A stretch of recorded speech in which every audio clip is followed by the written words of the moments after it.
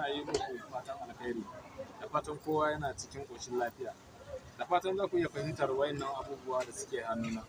Wayannan su ne kuɗi na da na ƙarfe wanda muke saya a yanzu haka. Mutane da yawa suna tambaya na gaske ne ana sayan wannan kuɗi ko ba a saya.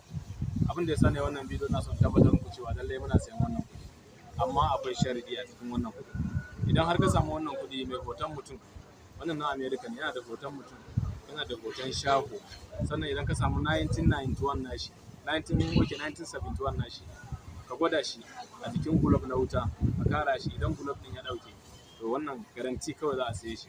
Wannan ana sayan sa akan 800,000 zuwa miliyan 1, daga 800 kai ka, shine abin da ake sayan sa. Sannan sai wannan shine wanda ya fi tsada. Wannan gashi nan yana da hoton doki da mutum a jikinsa, yana da hoton zaki.